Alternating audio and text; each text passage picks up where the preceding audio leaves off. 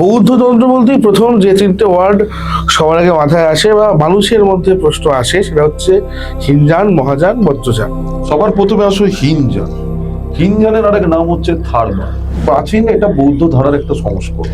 মহাযানটা হচ্ছে এর থেকে আরো মহৎ পথ বা এর থেকে আরো বিস্তারিত পথ। আর বজ্রযান হচ্ছে বজ্রের ন্যায় অটল এবং একদম বোম্বে মিলীন হয়ে যাওয়ার মানে বোধিসত্ত্বতে গিয়ে মেশবার পথটা হচ্ছে বজ্রযান।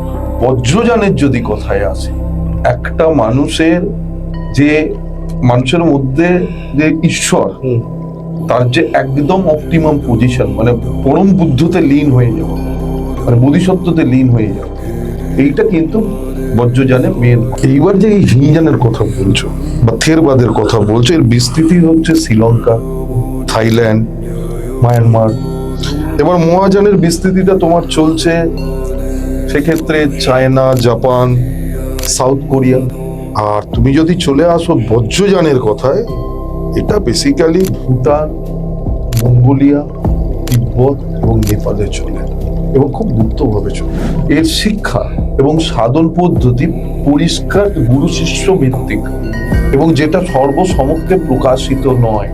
বজ্রযানের লামা শব্দের অর্থ বা গুরু শব্দের অর্থে কিন্তু মারাত্মক এবং ভয়ঙ্কর ভাবে কাজ হয় তার। Hello everyone, welcome to my channel. আমি ইভান রয়েছি তোমাদের সঙ্গে। তোমরা দেখছো স্পিরিচুয়াল টক্সের আরো একটা নতুন এপিসোড এবং প্রত্যেকটা এপিসোডের মতো আমি কথা দিচ্ছি আজকে এমন বিষয় নিয়ে কথা বলবো যেটা তোমরা ভিডিওটা শেষ পর্যন্ত না দেখে থাকতে পারবে না বন্ধু।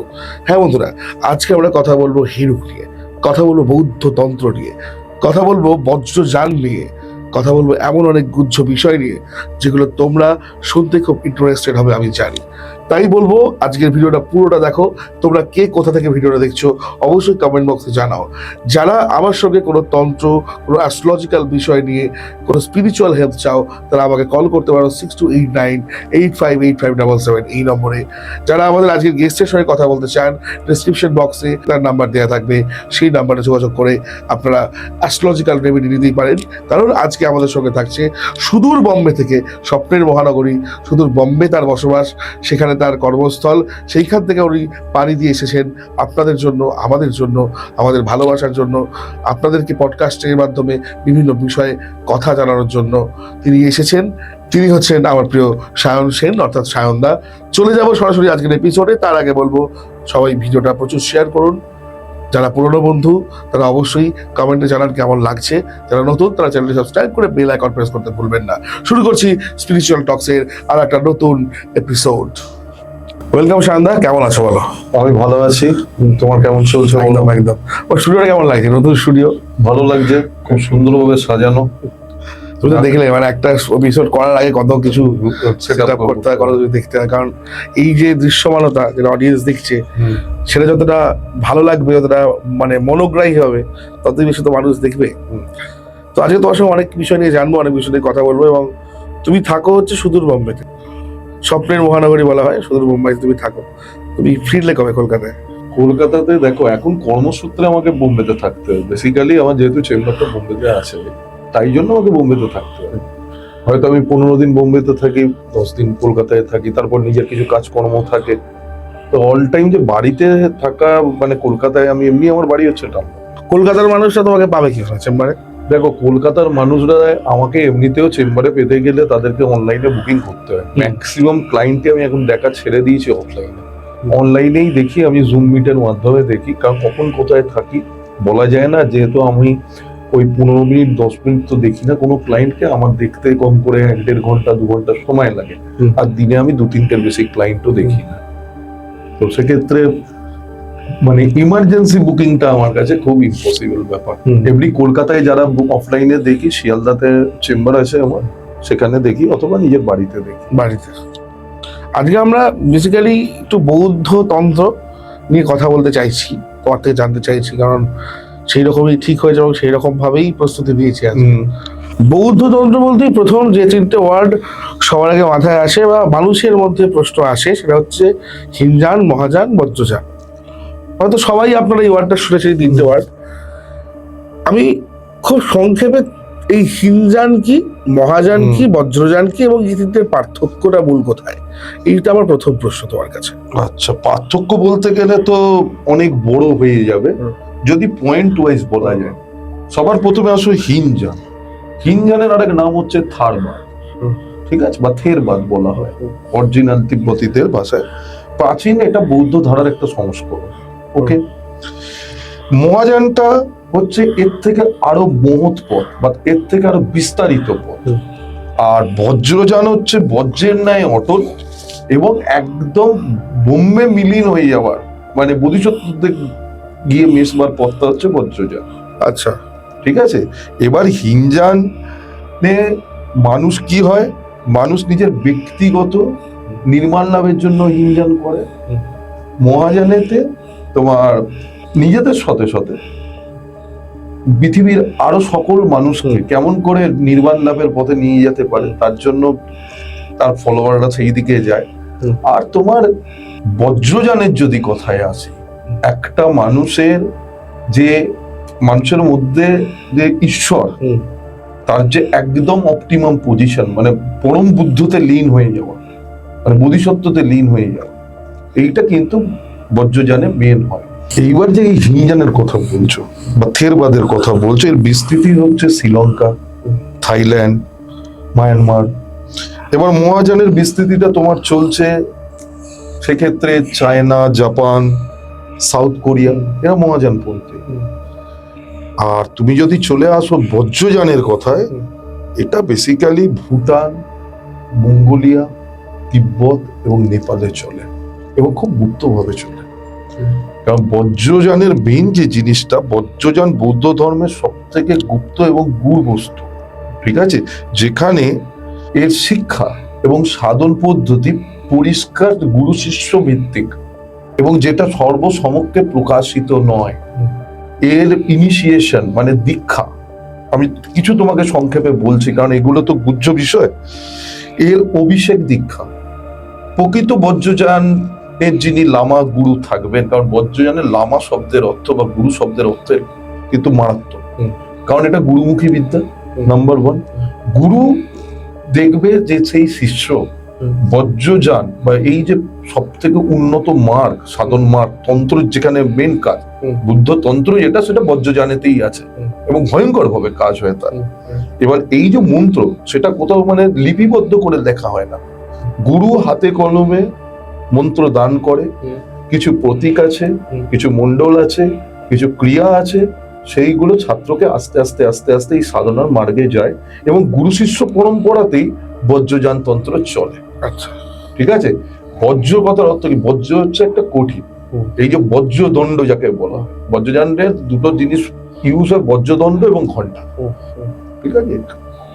এমনি বেসিক্যালি বজ্রযান নিয়ে যদি আরো আমরা ডেপথে যাই, আমি বলতে পারি, এখানে নাম নিচ্ছি না, আমরা যেভাবে বজ্রযানের দেবতাগুলোকে আজকের ডেটে বিভিন্ন ওয়েব সিরিজ বা কোনো মুভিগুলোতে যেভাবে দেখানো হচ্ছে, অরিজিনালিটি কিন্তু সেটা নয়।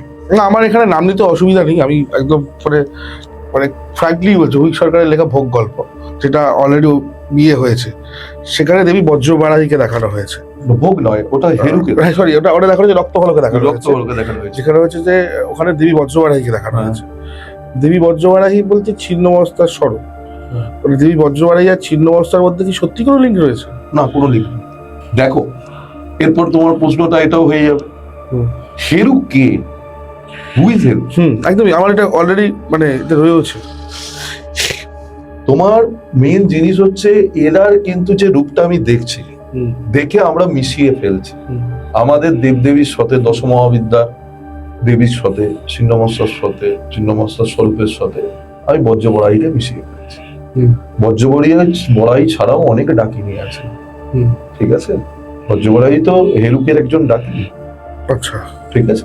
এই যে বজ্রবরাহী এবং ছিন্নমস্তার যে এই রূপ, এটা যেহেতু মধ্যযুগীয় ভারতের সাথে তিব্বতী তন্ত্রের যেহেতু সংমিশ্রণ এসছে, তখনকার যে সংস্কৃত যে স্ক্রিপচার, বাট দুজনের পার্থক্য আছে, দুজনে আলাদা, দুজনের রীতিও আলাদা, দুজনের প্রথাগত, হয়তো সামনে থেকে দেখে হয়তো ক্রোধী লাগছে, কিন্তু তার পেছনে যে মূল যেটা, এই যে বজ্রযানে গোপন করে রাখা হয়, অরিজিনাল গোপনীয়তা সেটা জায়গায় নয়। গোপনীয়তাটা হচ্ছে তোমার যে গোপনের সাধনা করে নিজের ভেতরে যে অহংকার, যে ক্রোধ, এই জিনিসগুলোকে নষ্ট না করলে কখনোই বুদ্ধ যে নির্বাণ লাভ, সেই বুদ্ধের যে নির্বাণ, সেই পথে যাওয়া যায় না। আচ্ছা, কথাটা বুঝতে পারলে? তো এইগুলো এতটাই গুহ্য যে এর তোমাকে নির্দিষ্ট কিছু স্ক্রিপচার্স আছে, পড়তে হবে, রিসার্চ করতে হবে। উইদাউট রিসার্চ তুমি কিন্তু এগুলোর কিছু জানতে পারবে না। আর যেগুলো আমরা দেখছি যেভাবে রিপ্রেজেন্ট করা হয়েছে, তুমি এক্ষুনি বললে, যেমন নবম মহাবিদ্যা মাতঙ্গীকে যেভাবে রিপ্রেজেন্ট করা হয়েছে ভোগে, ডামরিকে যেভাবে রিপ্রেজেন্ট করা হয়েছে, এগুলোকে আমরা নিজেদের যে শাস্ত্রটা, আমরা নিজেদের শুধুমাত্র টিআরপি আর নিজেদের লাইফের পয়সার পেছনে ছুটে নিজেদের ধর্মের যে গূঢ় তত্ত্ব, সেগুলোকে আমরা লোক সমাজে নিজেরাই ছোট করছি। হ্যাঁ, মানে ডামরি তো যদি আমি দেখি যে ডামর তন্ত্র অনুযায়ী যদি আমি ডামরিকে দেখি, ডামরিকে যেভাবে একটা নিকৃষ্ট পিশাচিনী হিসেবে কল্পনা করা হয়েছে, ডামরি তো সেটা নয়। তিনিও তো একটা আলটিমেটলি মহাশক্তি। মহাশক্তি নয়, দেবীর আশেপাশে যারা রয়েছেন, ডাকিনী, যোগিনী, হাকিনী, রূপিনী, তো এরা বেসিক্যালি তো দেবীর থেকেই উদ্ভূত শক্তি। দেবীর শক্তি পুঞ্জ, দেবী তো একটা বিশাল বড় শক্তিপুঞ্জ, একদম সেই শক্তিপুঞ্জের একটা অংশ।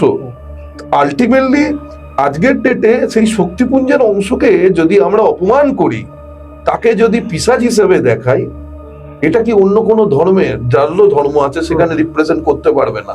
না, পারবে না তো কখনো। এটা আমাদের ধর্মের এইটাই হচ্ছে অপব্যবহার হচ্ছে কেন? আর ডামর তন্ত্র বা ভূত ডামর তন্ত্র, এটা কার মুখ থেকে এসছে? শিবের মুখ থেকে এসছে। কাকে বলেছে? শিবাকে বলেছে, দেবী পার্বতীকে বলেছে, ডামরতন্ত্র শেখাচ্ছে শিব। তাহলে তার মানে তুমি বলতে চাইছো, মানে শিব এমন একটা জিনিস শেখাচ্ছে, তুমি একটা শক্তি, এগুলো তো একটা শক্তি। অবশ্যই শিব তো নিজের তন্ত্রে কি বলছে, আমাদের অন্তরাত্মা যে চেতনা, তন্ত্রের মন্ত্রের মাধ্যমে তার বিস্তৃতিকরণ ঘটে, চেতনার বিস্তৃতিকরণ। তন্ত্র তো তিনটে ভাগ আছে, ঠিক আছে? তুমি সাত্ত্বিক ভাবেও দেবীর পুজো করতে পারো, তুমি রাজসিক ভাবেও পুজো করতে পারো, তুমি তামসিক ভাবেও পুজো করতে পারো, একদম। কিন্তু তুমি পুজোটা কি করবে সেটা ডিপেন্ড করছে তোমার নিজের উপরে নয়, তোমার গুরু প্রদর্শিত পথের উপর। কারণ তন্ত্র গুহ্যবিদ্যা, গুরুমুখী বিদ্যা, সে যে তন্ত্রই হোক। সে বৌদ্ধ তন্ত্র দেখেছো, বজ্রযান তন্ত্রে কি হচ্ছে, সেই গুরু।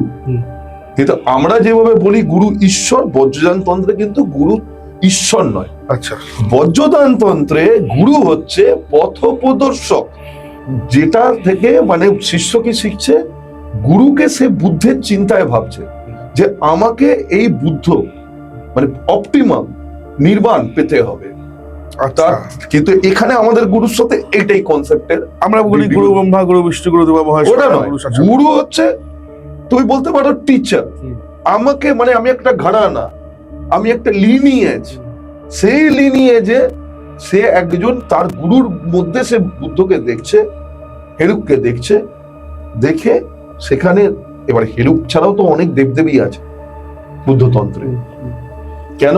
এটা তো সাধনার জিনিস, নির্মাণ লাভের জিনিস। গুরুর মতন তৈরি হওয়ার চেষ্টা, গুরুকে কেন্দ্র করে চেষ্টা। হেরুক কি? দেখ, হেরুককে কখনো তুই, কেউ বলে বুদ্ধ, হেরুক হচ্ছে বুদ্ধ, কেউ বলে তান্ত্রিক প্রতীক, কেউ আবার বলছে দেবতা। এই তিনটে জিনিসের মধ্যে কিন্তু হেরুকের সীমাবদ্ধতা নেই, ঠিক আছে? হেরুক শুধুমাত্র বুদ্ধ নয়। আমরা হেরুককে দেখতে কেমন? আমাদের কাল ভৈরবজিকে যেমন দেখতে, খুব ভয়ঙ্কর রূপ, ভয়ঙ্কর ক্রুদ্ধ রূপ। এই ভয়ঙ্কর রূপের পেছনে লোকের আমাদের কমন সেন্স বলে যে উনি হয়তো কোনো অশুভ শক্তির বিনাশ করছেন না, উনি অশুভ শক্তির শুধু বিনাশ করছেন না, উনি তোমার মধ্যে যে অজ্ঞান রয়েছে, তোমার সাধকের ভেতরে যে অজ্ঞান, সাধকের ভেতরে যে আসক্তি, সাধকের ভেতরে যে ক্রোধ, সাধকের ভেতরে যে অহংকার, এই প্রত্যেকটা জিনিসকে নষ্ট করে, মানসিক ক্লেশকে বিধ্বংস করে তোমাকে যে পথে তুমি বুদ্ধ অনুযায়ী রূপান্তর হতে পারো, সেই পথে তোমায় নিয়ে প্রদর্শিত হচ্ছে। এটা হচ্ছে হেরুকের অরিজিনাল ডেফিনেশন। হেরুককে দেখতে ভয়ঙ্কর, আরে ভাই, যে সমাজকে আজকে কাল ভৈরব যদি কথা বলি, যারা নোংরা ঘাটে না তাদেরকে ভয়ঙ্করই হতে হবে। আমরা দেখেছো তো শনি মহারাজেরই যদি কথা বলি অ্যাস্ট্রোলজিতে, ভগবান শনিদেব কর্মের যেহেতু বিচার করে, ভগবান যম মৃত্যুর দেবতা, তো তাদের তো দেখতে ভয়ঙ্করই হবে। কারণ বুদ্ধে বলাই আছে যাই জন্মেছে, বুদ্ধ বজ্রযান্তন্ত্রে তার একদিন মৃত্যুও ঘটবে, তার একদিন বার্ধক্যও আসবে, তার মৃত্যুও তার সাথে সাথে হবে। মানে জন্মেছে যখন তার মধ্যে জরা আসবে, জরা থেকে মৃত্যুও হবে। এই জরা থেকে যে মৃত্যুর যে অবস্থা, তার জন্য একটা সাধক যে বজ্রযানতন্ত্রের সাধনা করছে, সেখানে তো নর কঙ্কাল, হাড় গোড় প্রতীক চিহ্ন, মানে একটা ভয়ঙ্কর জিনিস। তাকে তো এই জিনিসগুলোকে পেরিয়ে যেতে হবে। তার ভেতরে যদি মৃত্যু ভয় থাকে, তার ভেতরে যদি কাম থাকে, তার ভেতরে যদি আসক্তি থাকে, সে কখনোই এই জায়গা থেকে সে বেরোতে পারে না। এই জন্য বুদ্ধ মহাযান এই বজ্রযানতন্ত্রে হেরুক বা বিভিন্ন দেবদেবীর পুজোতে এই জিনিসগুলো কিন্তু লাগে। আচ্ছা, এটা কিন্তু মেন জিনিস। সমাজের মতন ভেবে চলে, ঠিক আছে? এবং দেখো, সব থেকে বড় কথা, তুমি হেরুক সম্বন্ধে এইভাবে উপলব্ধি করতে পারবে না। হেরুক সম্বন্ধে উপলব্ধি করতে গেলে, আর যেটা উপলব্ধি হবে, আমি যেটা উপলব্ধি তোমার কাছে বলবো, তোমার উপলব্ধিটা হয়তো অন্যরকম হতে পারে, কারণ তুমি কিভাবে তাকে দেখছো। এই যে হেরুকের ভয়ঙ্কর রূপ, আমরা কি জানি? শুধুমাত্র ওই যে বললাম কিছুক্ষণ আগে, উনি হয়তো অশুভ শক্তির বিনাশ করছেন, ঠিক আছে? বা ওনাকে দিয়ে কোনো খারাপ কাজও করানো যায়। এই নতুন রক্ত ফলক না কি বইটার মধ্যেই দেখলাম এসছে, ওনাকে দিয়ে কোনো কাজ করানো যায়, উনি মানুষের বলি চান। এগুলো কোথা থেকে এসছে? মানে এরা বেসিক্যালি কি করতে চাইছে, একটা হেরুক নিলাম, হেরুক গল্প একটা লিখে, গল্পের জায়গায় উনি একজন দেবতা, উনি একজন তান্ত্রিক প্রতীক, উনি একটা জাতক, মানে একটা সাধককে তার অপটিমাম এনার্জি মানে নির্মাণের দিকে নিয়ে যাচ্ছে, বুদ্ধেদের লীন করছে, নিয়ে মানে মোক্ষর পথে তাকে নিয়ে চলে যাচ্ছে। তাকে বলে দিচ্ছে সে হচ্ছে এর বলি চাই, আবার নরবলি। এই জিনিসগুলো যতক্ষণ মানুষের এন্টারটেনমেন্টের জিনিস। হেরুক বেসিক্যালি হচ্ছে ধ্যান দেবতা, ইয়াদম বলে। হেরুকের অপর নাম ইয়াদম হিসাবে। হেরুকের যে প্রকাশ, হেরুক হচ্ছে বুদ্ধের তান্ত্রিক প্রকাশ। আচ্ছা, ঠিক আছে, বুদ্ধের তান্ত্রিক প্রকাশ। হেরুক কি সৃষ্টিকর্তা ঈশ্বর? প্রশ্ন এটাও আসতে পারে। না, হেরুক সৃষ্টিকর্তা ঈশ্বর। হেরুক ঈশ্বরের একটা পথ। আচ্ছা, যেমন আমি বললাম মায়ের যেমন অংশগুলো, হেরুক হচ্ছে মহাবুদ্ধের একটি রূপ, যেখানে সে হাতে ধরে সাধককে এই জগতের মায়া কাটিয়ে তার মধ্যে তার যে আন্তরিক চেতনাটাকে জাগিয়ে, যাতে সমাজের কল্যাণে, সে নিজের কল্যাণের সঙ্গে সঙ্গে সমাজের কল্যাণ এবং অপটিমাম তার মুখ্য লাভের পথের দিকে নিয়ে যায়, সেটাই হচ্ছে। বুঝলাম। পরবর্তী প্রশ্ন আমার তোমার কাছে, এই যে বৌদ্ধ তন্ত্র এবং হিন্দু তন্ত্র, আমরা ধরো বৌদ্ধ তন্ত্রে কেউ হেরুকের উপাসনা করছে, আবার আমাদের হিন্দু তন্ত্র অনুযায়ী আমাদের কেউ মা তারার উপাসনা করছে, কেউ বগলামুখী করছে, কেউ মা কালী করছে। এবার তুমি আমাকে বলো যে এই দুটো তন্ত্র কোথাও গিয়ে কি কখনো কোনো রিলেটিভিটি আছে এদের মধ্যে? একদম আছে, রিলেটিভিটিটা আছে। তুই খুব ভালো করে জানতে হবে, আমাদের তন্ত্রেরও তো দুটো ভাগ, ঠিক আছে? তন্ত্র একটা আমাদের বিরাচার মতে হয়, একটা দক্ষিণাচার মতে। আমাদের তন্ত্রের কথা বলছি, ভারতীয় তন্ত্র যেটা, সেখানে দেবীর পূজা পদ্ধতি, দেবীর আচার পদ্ধতির মধ্যে কিছু ডিফারেন্স আছে। যেমন বামাচার তন্ত্রে, যেটা বিরাচার তন্ত্র, বিরাচার তন্ত্র মানে শুধু পঞ্চমাকার নয়, পঞ্চমাকার আমাদের বুদ্ধ তন্ত্রেও আছে। হ্যাঁ, আচ্ছা আচ্ছা আচ্ছা, এই পঞ্চমাকারের প্রতীকী অর্থ কি কেউ আমরা জানি না। আমরা কি জানি? পঞ্চমাকার মানে মধ্য। মধ্য কি? জ্ঞানের অমৃত, ঠিক আছে? ওই মধ্য আর আমাদের মধ্যের মধ্যে ডিফারেন্স আছে। আচ্ছা, 2 নম্বর হচ্ছে মাংস। মাংস কি? নিজের ইন্দ্রিয়ের যে সংযম। তারপরে আসছে মৎস্য। মৎস্য কি চেতনার প্রবাহ, তারপরে আসছে মুদ্রা, মুদ্রা হচ্ছে প্রজ্ঞার উপলব্ধি, আর last but not the least মৈথুন।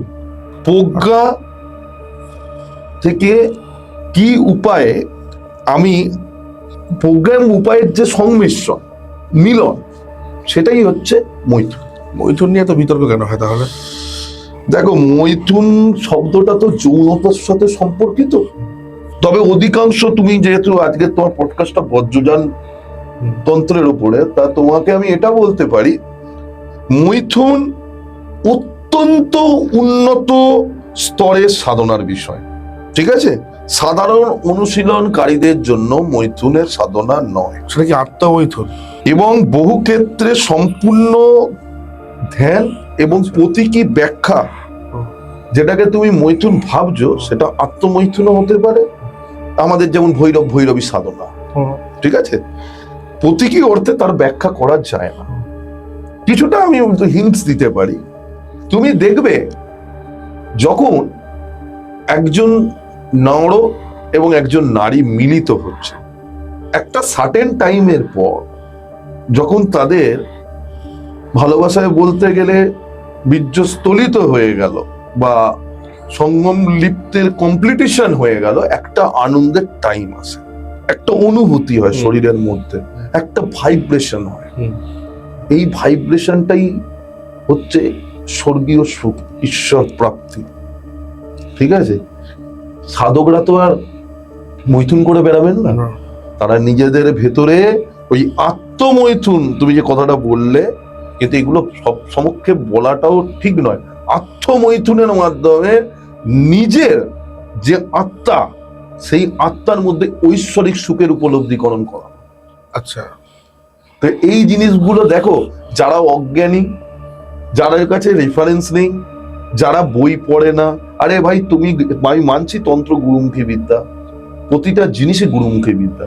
আজকে একটা ইংরাজিও আমরা যখন ছোটবেলায় পড়েছি কারোর থেকে, এমন কোন শিক্ষা এসছে যেটা গুরু ছাড়া কেউ শিখেছে আজ অব্দি? বাড়িতে ছোটবেলায় যখন একটা বাচ্চা জন্মাচ্ছে, তার মা তার কাছে প্রথম গুরু, কারণ সে তাকে তার অক্ষর চেনাচ্ছে। তার স্কুল হচ্ছে তার কাছে নেক্সট গুরু, স্কুলের টিচাররা, সে তাকে তৈরি করছে, মানুষ বানাচ্ছে। তো এই জিনিসগুলো তো মানে উপলব্ধিগুলো তো গুরু ছাড়া সম্ভবই নয়। আর গুরু কথার অর্থ আমি অনেক চ্যানেলে বলেছি, গু কথার অর্থ হচ্ছে অন্ধকার, অন্ধকার, আর রু কথার অর্থ হচ্ছে লাইট। তাহলে গুরু কে? গুরু হচ্ছেন সেই ব্যক্তি যিনি অন্ধকার থেকে তুমি হাত ধরে তোমাকে অন্ধকার থেকে আলোতে নিয়ে আসবে। কিন্তু প্রকৃত অর্থে গুরুকে ছাড়া কখনো কোনো বিদ্যা, ওই অ্যাসাজ, ওই লাইনটা আসো তোমা সাত গাওয়ায় তামসোবা জ্যোতির্গময় মৃত্যুর বা অমৃতম গাওয়ায়। এই জন্যই তো তুমি দেখো না, এই যে বজ্রযান তন্ত্র নিয়ে কথা হয়, হেরুক, বজ্রবড়াই, আগে জানো বজ্রবড়াই কে? একজন ডাকিনি, বজ্রযান তন্ত্রের ডাকিনি। তার কাজ কি? হেরুক এর যিনি উপাসক, তাকে কত তাড়াতাড়ি সেই জায়গাটাতে পীড়িত করতে পারছে তাকে, তাই জন্য তার সাধনা। তাহলে ভক্তের ভক্তির না, সোজা কথা। এবং গুহ্য ভাবে গোপনীয়তা রাখা হয়েছে। গোপনীয়তা নয় এটা, এটা গুহ্য বিদ্যা তার জন্য নয়, গোপন ভাবে সাধনা করে যাতে সেই জিনিসটা সমাজের উপকারে লাগে, তাই সেটা গোপনীয়। গোপনীয় করার জন্য গোপনীয়। কারণ এটা সত্যি কথা বলতে গেলে দেখো, এমন জিনিস, কিছু জিনিস গুহ্য থাকা ভালো না, কারণ মানুষের তো মতিভ্রমের কোনো শেষ নেই না। এই ধরো তন্ত্র, হিন্দু তন্ত্রই বলো, বৌদ্ধ তন্ত্রই বলো, হিমযান বজ্রযান বলো, যে কিছু বলো, তুমি যদি সর্বজন গ্রাহ্য হয়ে যায়, সর্বজনের জানা বিষয় হয়ে যায়, তাহলে কিন্তু ক্ষতি হয়ে যাবে অনেকটা। এবং আমারও সেটা তো মনে হয়, আমাদের মানব সভ্যতার কাছে সেটা একটা অন্ধকার নেমে আসবে। দেখো, আজকের ডেটেও কিন্তু বিভিন্ন জায়গায় কিন্তু সাধনা হয় বজ্রযান তন্ত্র। বজ্রযান তন্ত্রের সাধনার প্রথমেই গুরুত্ব হচ্ছে, প্রথমে তোমার অভিষেক দীক্ষা। গুরু বুঝবে যজ্ঞে, তোমাকে দীক্ষা দেবে। নেক্সট আসে দেবতা যোগ, তৃতীয় আসে তার পরম্পরায় মন্ডল সাধনা, চতুর্থ আসে তার পরম্পরায় গুরু যোগ, তারপরে মন্ত্র জপ, তারপরে আসবে দীর্ঘ ধ্যান। এরপরে যখন দীর্ঘ ধ্যানের পর সে কিছু লাভ করবে, তখন উচ্চতর যোগতন্ত্রের অনুশীলন, তবে গিয়ে সে একটা জিনিস পাবে। এতগুলো স্টেপ আমি কি করছি, আমি আজকে একটা টক করে বসে একটা জিনিস করে ফেলবো আমার ইচ্ছা মতো, হবে না। সাধারণত স্মার্ট ওয়ার্ক নয়। আর না, সাধনা স্মার্ট ওয়ার্ক নয় শুধু। সাধনার কথার অর্থ কি? সাধন কথার অর্থ কি? সাধন কথার অর্থ হচ্ছে স্পিরিচুয়ালিটি ডেভেলপমেন্ট। আমাদের ভেতরে যে আত্মা রয়েছে, যেটা পরমাত্মারই অংশ, তার সাথে নিজেকে কানেক্ট করা, এটাই হচ্ছে সাধনা। প্রকৃত সাধনার অরিজিনালিটি হচ্ছে এটা। কিন্তু আমরা কি করছি? আমরা কিরকম নির্লজ্জ। আমি অনেক পডকাস্টে শুনি, আমি নাম নিতে চাই না, আমি শুধু তোমায় বলছি, আমি কিছুদিন আগে একটা পডকাস্ট করেছিলাম ডিফারেন্ট একটা চ্যানেলে। সেখানে বলছে, আমি বলেছি তাদেরকে যে যারা প্রবলেমে আছেন বা সমস্যায় আছেন, বিভিন্ন রকম ঋণ, মামলা মোকদ্দমা, বিবাহে বাঁধা, আর্থিক কষ্ট যারা আছে, আপনারা ভগবতী বগলামুখীর অষ্টোত্তর শতনাম রুদ্রাজামলে পড়বেন। ওখানে কিছু কিছু লোক এসে রিপ্লাই দিল, এসে কমেন্টে, আমি কমেন্টগুলো দেখেছি, যে একদম বাড়িতে করা যায় না, এগুলো আপনি কি করছেন, বাড়িতে এসব করা যায় না। বাড়িতে কি করা যায়? বাড়িতে কালী ঠাকুরকে এনে পুজো করা যায়, বাড়িতে মা তারার ছবি রাখা যায়, কিন্তু মা বগলার টাইমেই সেখানে সমস্যা হয়ে যাচ্ছে, মা ছিন্নমস্তার টাইমেই সমস্যা হয়ে যাচ্ছে। কারণ মানুষ যাতে তাকে মাতৃরূপে ভক্তিভাবে পুজো করতে পারে, তার জন্যই যে কোনো দেবতার অষ্টোত্তর শতনাম। ঠিক আছে? কোনটা করা যায় না? এই যে বগলামুখীর মন্ত্র, 36 অক্ষরী যে মন্ত্রটা ইউটিউবে শুনে নিলাম, আমরা করা স্টার্ট করে দিলাম। গুরু নেই, মন্ত্র চলছে। ওইভাবে যদি সাধনা হয় তাহলে তো প্রবলেম হবে। আজকে রামপ্রসাদ ভক্তি মার্গে প্রচুর সাধনা করেছেন, মাকে ভক্তি মার্গেই পেয়েছেন। দেখো, তুমি যে কোনো জায়গাতেই যাও, ডাকিনী বলো, যোগিনী বলো, এগুলো তো মাতৃশক্তির অংশ, তেমনি পিতৃশক্তির অংশ। পিশাচ, রুদ্র, কাল ভৈরব, এরা তো অংশ, বাবার গণ। এরা পিশাচরা বাবার গণ। তো বাবা যেখানে আসবেন, সেখানে তোমার পিশাচ, ডাকিনী, যোগিনী কিসের দরকার আছে? তুমি উচ্চতর মানে ভার্সে যাবে না নিম্নতর আয়ামে থাকবে, এটাকে নিজেকে ডিসাইড করতে হয় সাধককে। আমি যেমন মা ভগবতী বগলা একজন খুবই, কি বলবো, ভক্তই বলাটা নিজেকে আমি ডেফিনেশনে দিলাম, ভক্ত। কারণ মায়ের থেকে আমি অনেক কিছু পেয়েছি লাইফে, বলতে অস্বীকার্য নেই কিছু, কিন্তু কোনোদিন এবং অনেক কাজও জানি, মানে তন্ত্রের যে কাজ আমার যেহেতু পূর্ণাভিষেক আছে, তো সেগুলোও জানি। কিন্তু সেইটা মানে এইটা নয় যে আমি যে কোনো পডকাস্টে গেলাম, সেখানে গিয়ে এরকম বড় একটা হলুদের তিলক, হাতের এইখানে 4টে টিকা, একটা কাপড় পরে আমায় বসতে হবে কেন? আজকে যে ডাক্তার অ্যাপ্রনটা পরে হসপিটাল, একদম ঠিক আছে, উকিল তার যে গ্রাউন্ডটা পরে কোর্টে, তাহলে তান্ত্রিক যখন তন্ত্রের কাজ করবে, যখন মাতৃপূজা করবে, তখনকার নিয়মটা পালন করা উচিত। সর্বসমক্ষে দেখানোর জিনিস না, তাহলে বলতো না যে গুরুমুখী বিদ্যার গুহ্য বিদ্যা। একদম। এই জন্য দেখো, আজকে ব্যাপারটা হয়ে গেছে কে কত ভাট বকতে পারে, কে যত ভাট বকতে পারবে এবার তার সেরকমই চলবে। কথায় কথা অনেকটা সময় আমরা অতিবাহিত করলাম। পরবর্তী প্রশ্ন তোমার কাছে যেটা আমার থাকবে, সেটা হচ্ছে যে হেরুকের যে রূপ, যে ভয়ঙ্কর রূপ, এবং হিন্দু তন্ত্রে বা আমাদের সনাতন শাস্ত্রের যে কাল ভৈরবের যে রূপ, যেটা আমরা দেখি, এই দুটো রূপের মধ্যে কোথাও কি একটু হলেও সাদৃশ্য বা সামঞ্জস্য পাওয়া যায়, সেটা কেন, কি কারণে? দেখো, হেরুক বা কালভৈরব এসছে মধ্যযুগীয় ভারতীয় তন্ত্রের, তাদের প্রভাব আছে, ঠিক আছে। সেই টাইমে এই দুটো জিনিস, বজ্রযান তন্ত্রেও যে হেরুকের আগমন বা শৈবতন্ত্রে যে কালভৈরবের আগমন, সেটা মধ্যযুগীয় ভারতীয় তন্ত্র থেকে এসছে। এবার হেরুক আর কালভৈরব দুটোই ক্রোধ রূপ বা ভয়ঙ্কর রূপ। এইবার বুঝতে হবে, হেরুক এসছে বজ্রযান তন্ত্র থেকে, কালভৈরবের উৎপত্তি শিবতন্ত্র থেকে বা শৈবতন্ত্র থেকে। এবার হেরুকের মূল লক্ষ্য হচ্ছে শূন্যতা, বোধিসত্ত্ব হয়ে যাওয়া, নির্বাণ লাভ। আর কাল ভৈরবের হচ্ছে শিব তত্ত্বের উপলব্ধি। তো দুটো জিনিস এক নয়, মানে শিবের অংশ কাল ভৈরব, ঠিক আছে। হেরুক কি হচ্ছে বোধিসত্ত্ব বা শূন্যতা, কাল ভৈরব হচ্ছে শিব তত্ত্ব বা শিবের একটা বলতে পারো অবতারই বলতে পারো। অবতার কথা বলাটা শিবাংশ যাকে বলা, শিবের থেকে উদ্ভূত। দুজন হেরুক সেক্ষেত্রে সৃষ্টিকর্তা শিব হন। তো শৈবতন্ত্রে কালভৈরব আলাদা, বজ্রযানতন্ত্রে হেরুক সম্পূর্ণ আলাদা। আচ্ছা, কোনো জিনিস দেখতে এক হলেই দেখবে, যেহেতু আমি একটু জ্যোতিষ নিয়ে চর্চা করি, যেটা আমার মেইন প্রফেশন। অ্যাস্ট্রোলজাররা যদি বলে জ্যোতিষ দিয়ে চর্চা করে, হ্যাঁ, চর্চাই করি ভাই। কোথায় অ্যাস্ট্রোলজার হতে পারলাম? জ্যোতিষ তো সমুদ্রের মতন বিস্তৃত। আমার তো মনে হয় আমি এক ছিপি জলও তার থেকে পাই। আমার মাথায় তো কোনো সোনার মুকুট নেই। এখন পাওয়া যায় বাজারে, কে দেয় জানি না। সোনার মুকুট, সোনার মেডেল, সোনার পদক কোন ইউনিভার্সিটি দেয় আমার জানা নেই, হয়তো তারা পায় নিশ্চয়ই। তো সেখানে মনে করো একটা লাল পাথর, একটা জেমস্টোন, তার নাম হচ্ছে চুনি, আমি একটা এক্সাম্পল বলছি, আর একটা লাল পাথর পাশাপাশি রাখলে দুটো দেখতে একই রকম। তো তুমি যদি লাল পাথরটা পড়ো, তোমার কি কাজ করবে? করবে না।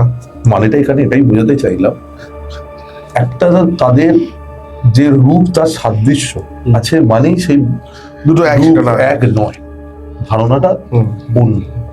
এগুলোই তো গুলিয়ে ফেলে।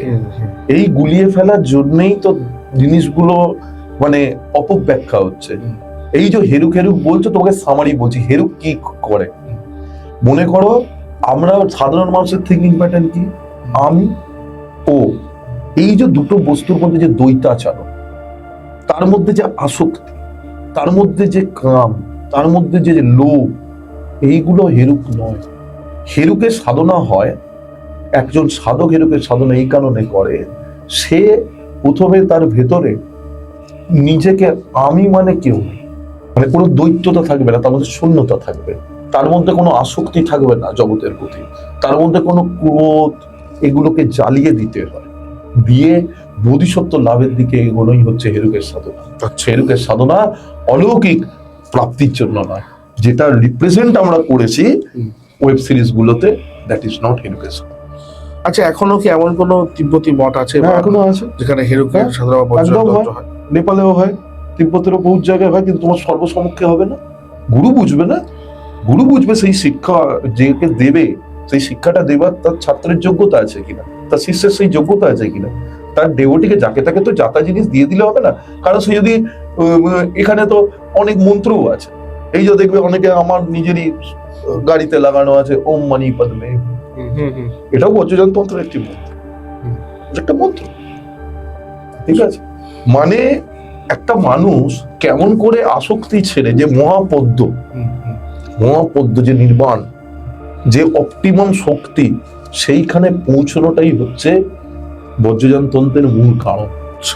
ঠিক আছে, মানে আমার অহংকে বিসর্জন দিয়ে, আমার ভেতরের আসক্তিগুলোকে শূন্য করে দিয়ে, আমার ক্রোধকে পুরোপুরি ধ্বংস করে দিয়ে ঈশ্বর লাভ, বুদ্ধের মতো নিজের পথকে বেছে বুদ্ধতে বিলীন হয়ে যাওয়াই হচ্ছে বজ্রযানতন্ত্রের লক্ষ্য।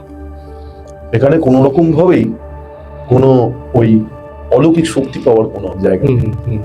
এবার সাধক কোনো জিনিসের সাধনা করলে সাধারণ মানুষের থেকে তার একটু তো ডিফারেন্স আসবে, কারণ সে সাধনা করছে, সে নিজেকে তার কঠোর সাধনার মাধ্যমে ঈশ্বর লাভের পথে সে এগোচ্ছে, তো তার ঈশ্বরের মধ্যেই তো ক্ষমতা আছে যে কোনো জিনিসকে পরিবর্তন করা। এতক্ষণ আমরা বৌদ্ধ তন্ত্র নিয়ে কথা বললাম, এবং আমার মনে হয় যে এই টপিক নিয়ে সাধারণত খুব একটা কথা হয় না, বা এইভাবে কথা হয় না। হয়তো এই বৌদ্ধ তন্ত্র নিয়ে কথা বললে অনেক কথা হতেই থাকবে। এবারে আমি কিছু তোমার কাছে বাস্তব এবং যেটা কি বলবো প্র্যাকটিক্যাল কয়েকটা জায়গায় আসবো, যেহেতু তুমি অ্যাস্ট্রোলজার, তো সেই জায়গায় আসবো, এবং আমরা প্রায় আস্তে আস্তে অনেকটা সময় কাটিয়ে ফেলবো। মানুষ আমার মনে হয় যে জিনিস জানলো, যে সাধনার কথা জানলো, বা যে অ্যাসপেক্টগুলো নিয়ে আমরা কথা বললাম, সেগুলো মানুষের কাজে লাগবে। এবারে আমি তোমাকে অ্যাজ এ অ্যাস্ট্রোলজার একটা প্রশ্ন করতে চাই। প্রথমে ধরো তোমার কাছে ওরা ক্লায়েন্ট এলো, তুমি সবার আগে ধরো তুমি তাকে দেখবে। এখন তো এখন অনেক ডিজিটালাইজেশন হয়ে গেছে, অনেক কিছু ইউজ করে অনেক কিছু করা হয়, বা তুমি তার চার্ট দেখছো, তার ট্রানজিট দেখছো বা চার্ট দেখছো। তুমি তার মানুষটার মধ্যে প্রথম তুমি চার্টে কি দেখবে, তার কোন অবস্থা? দেখো, তুমি জানতে চাইছো যে how do you go for the prediction part, মানে তুই প্রেডিকশনে কেমন করে ঢুকতে চাও। এক্স্যাক্টলি।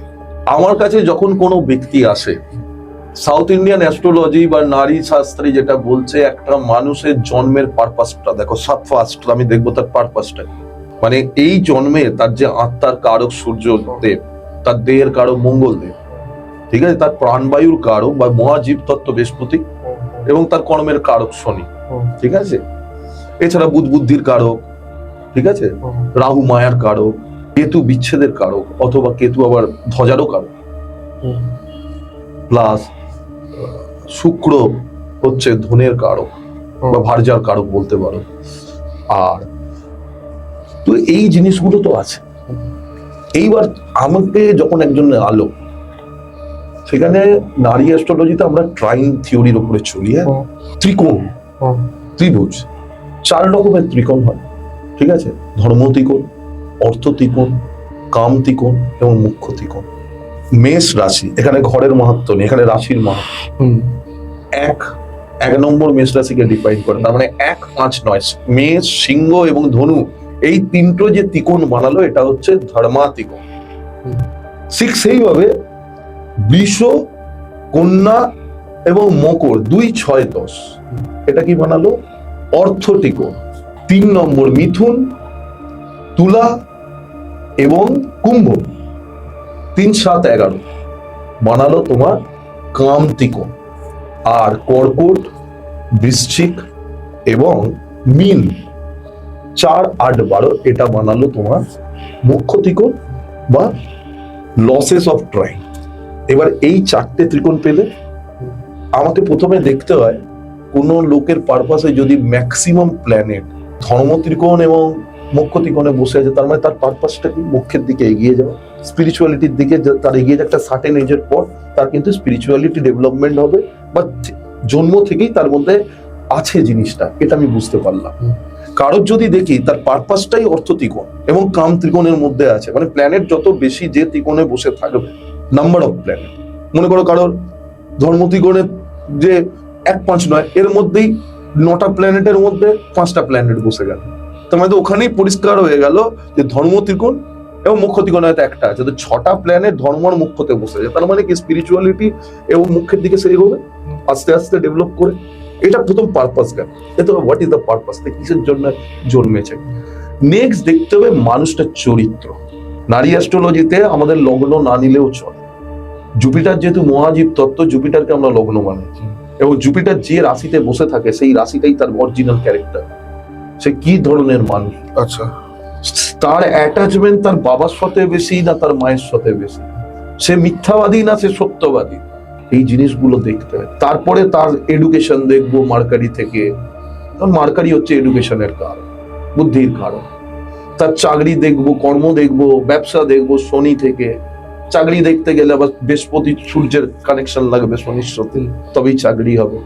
ব্যবসা দেখতে গেলে শনি বুধের কানেকশন লাগবে।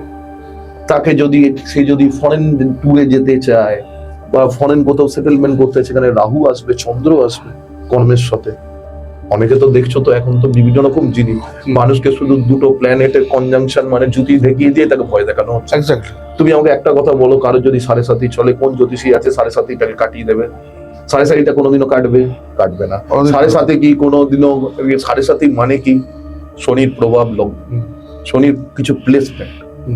শনি যে রাশিতে মুভ করে তার পেছনে 12 নম্বর ঘরের রাশি এবং তার সামনে মানে আগে মানে সেকেন্ড হাউসে যে রাশিটি বসে আছে, এই দুটো রাশির মধ্যে 2.5 বছর 7.5 বছরে একটা টাইম ফ্রেম চলে। এবার সেই 7.5 বছরে সে কিরকম কর্ম পাবে, যেটা ভিগু তার অ্যাডভান্স দশা সিস্টেমে বলে গেছে, যেটার নাম হচ্ছে ত্রিভাগী দশা। এই যে লোকে বলে দেয় শনির মহাদশা চলছে, শনির মহাদশা পুরোটা খারাপ যাবে। আমি অনেক অ্যাস্ট্রোলজারকে ভুল করতে দেখেছি। ত্রিভাগী দশা, মনে করো শনির 19 বছরের দশা, ঠিক আছে, মহাদশা 19 বছরের, তবে তার পুরো টাইমটা খারাপ যাবে না। এটাকে আমাকে 3 দিয়ে ভাগ করতে হবে। 3 ভাগটা কি? ভূতকাল, বর্তমানকাল, ভবিষ্যৎকাল। তাহলে 3 দিয়ে যদি ভাগ করি, 3, 6, 18 আর 4 মাস করে, মানে 6 বছর 4 মাস এক একটা পার্টে পড়ছে। তাহলে প্রথম যে পার্টটা এলো মহাদশা, ফার্স্ট যে 6 বছর 4 মাস, সেই জাতকের কেমন চলবে? যেমন পূর্বজন্মে কর্ম করেছে। ভালো করলে শনি ফল ভালো দেবে, যদি কোনো তার মধ্যে কোনো ডেপ্ট থাকে, কোনো লোন থাকে, কার্মিক তার কোনো লোন হাই থাকে বা কার্মিক ডেপ্ট তার মধ্যে যদি থাকে, তাহলে সেক্ষেত্রে তার প্রবলেম হবে এবং কোনো রেমেডিতে কাজ করবে না তার।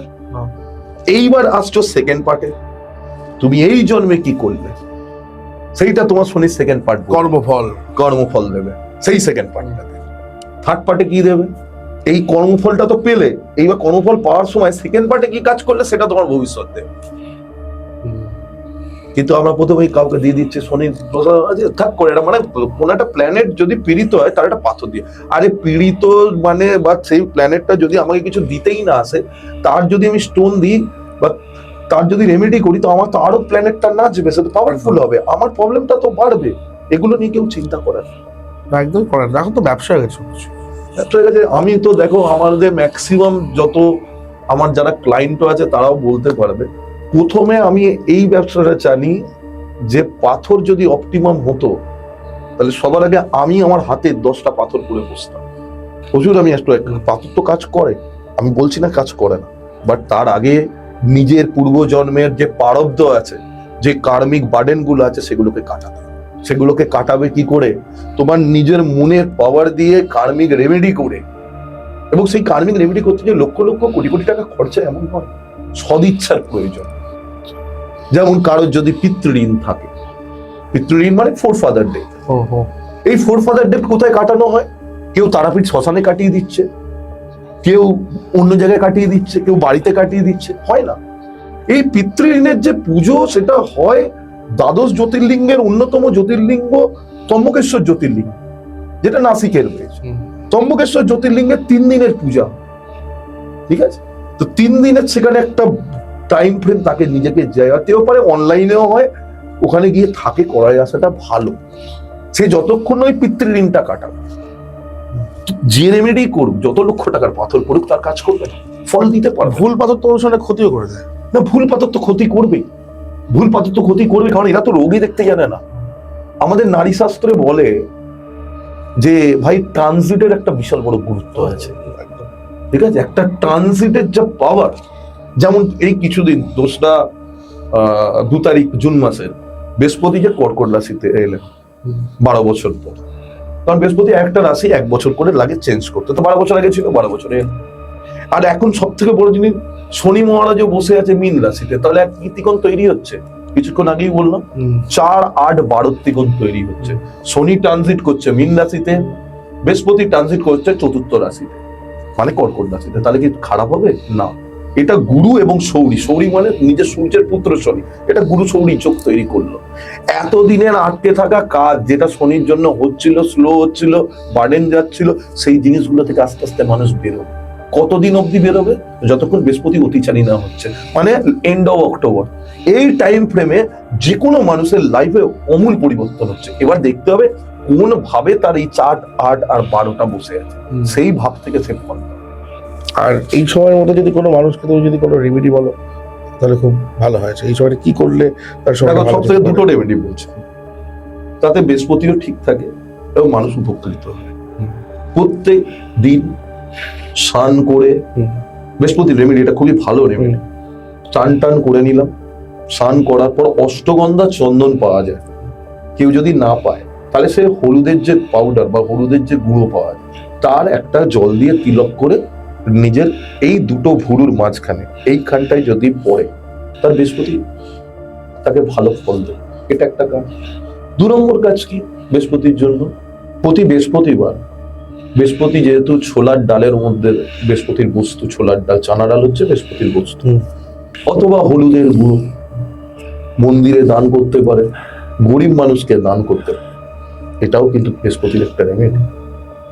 এটা গেল বৃহস্পতি। শনি মহারাজের ক্ষেত্রে কি করব? দেখো ভাই, কর্মা ইজ আ বিচ, শনি ছাড়বে না, শনি রুদ্রের রূপ।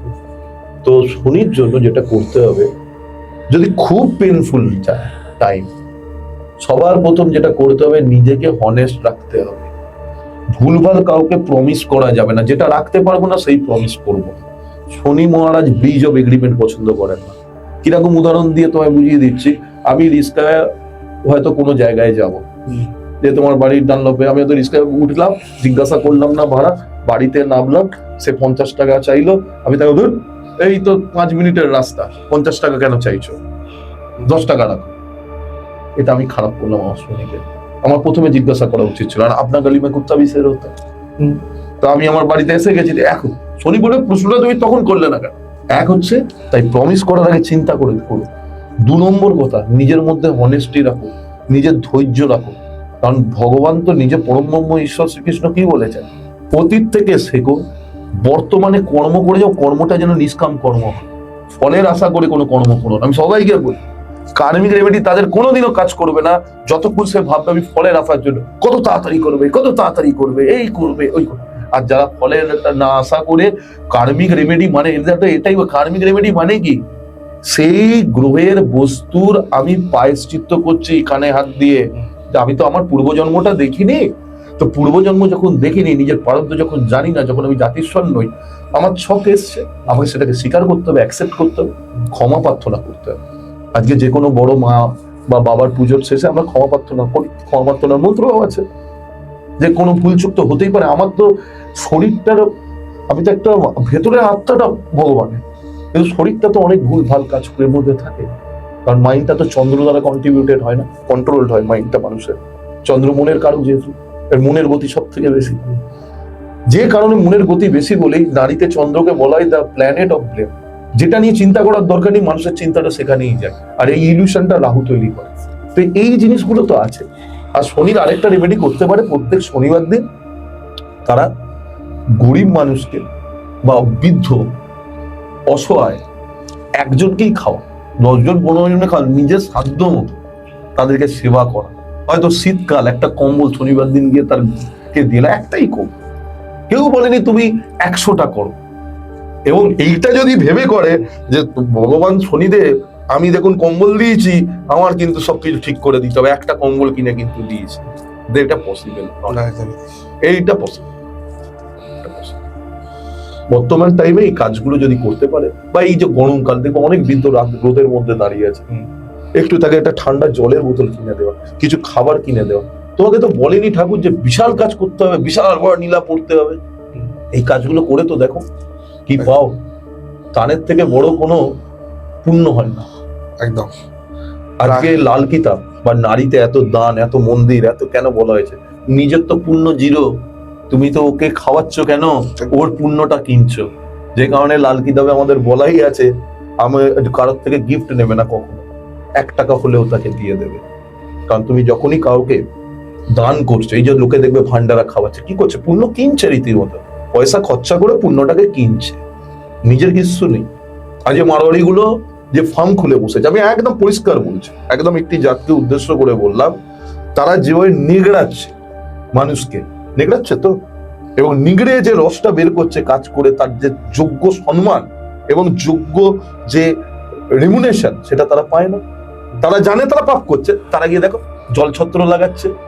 কেন লাগাচ্ছে? তো জানে আমার পাপ ধুতে হবে, চ্যারিটি করছে, নিজের তো কিছু, নিজের ভাঁড় যদি শূন্য হয় তো অন্য দিক দিয়ে করছে। আর মানুষ কোশ্চেন করছে, এত পাপ করছে সে কি করে বেঁচে গেছে? সে কি করছে তাকে পুরোটা ফলো করে, সে চ্যারিটি করছে। That is the way. খুব ভালো লাগলো তোমার সঙ্গে এই সংক্ষিপ্ত সময় আড্ডা দিয়ে, এবং আমার মনে হয় যে আগামী দিনেও আমরা একসাথে আবার বিভিন্ন টপিক নিয়ে কথা বলতে বসবো। আপনারাও জানান যে আজকের পডকাস্ট কেমন লাগলো। জানেন, শেষ পর্যন্ত কথার শেষে বলতে বলতে একটা কথাই বলি, যেটা হচ্ছে যে মনে পড়ে গেল ঠিক সেই কথাটাই, যে জীবে প্রেম করে যেই জন, সেই জন সে বিছে ঈশ্বর। আজকে আপনি যদি একে অপরকে ভালোবাসতে শেখেন, একে অপরের জন্য স্নেহবাৎসল হন, আপনাকে আর কিছু ভাবতে হবে না। আপনার কার্মিক ফল, আপনার কর্মা আপনাকে ঠিক সেই ফল দিয়েই দেবে। তাই চাইবো একে অপরকে ভালোবাসুন, এই পৃথিবীটা ভালোবাসায় ভরিয়ে দিন, মানুষের জন্য ভাবুন, মানুষের জন্য করুন। আর আমি মনে করি সবসময় যেটা বলি, নিজে ভালো থাকুন, অপরকে ভালো রাখুন। কারণ নিজে ভালো থাকার থেকেও একটা মানুষকে ভালো রাখা আপনার কাছে দায়িত্ব। কারণ অন্য মানুষ যদি আপনার কারণে ভালো থাকে, তাহলে জানবেন আপনিও ভালো থাকছেন। যারা আমার চ্যানেলে নতুন, তারা বলবো চ্যানেলটা প্রচুর সাবস্ক্রাইব করুন, যারা পুরনো বন্ধু ভিডিওটা প্রচুর শেয়ার করুন, এবং অবশ্যই সাবস্ক্রাইব করে বেল আইকন প্রেস করতে ভুলবেন না। যারা আমার সঙ্গে সরাসরি কথা বলতে চান কোনো স্পিরিচুয়াল বিষয় নিয়ে, কোনো অকাল্টের বিষয় নিয়ে, তারা আমাকে ফোন করুন 6289858577 এই নম্বরে। যারা আমাদের আজকের গেস্ট সায়ন্তার সঙ্গে কথা বলতে চান, ডেসক্রিপশন বক্সে আমার নাম্বার দেওয়া রইলো এবং স্ক্রিনও নাম্বার দেওয়া রইলো। আপনারা সরাসরি কল করে ওনার থেকে যে কোনো অ্যাস্ট্রোলজিক্যাল রেমেডি কনসালটেন্সি নিতেই পারেন। আশা করবো আপনারা উপকৃত হবেন এবং দেখা হচ্ছে নতুন কোনো এপিসোডে নতুন কোনো অতিথির সঙ্গে। ততক্ষণ পর্যন্ত আবারও বলবো, সকলে ভালো থাকুন, সকলকে ভালো রাখুন। নমস্কার।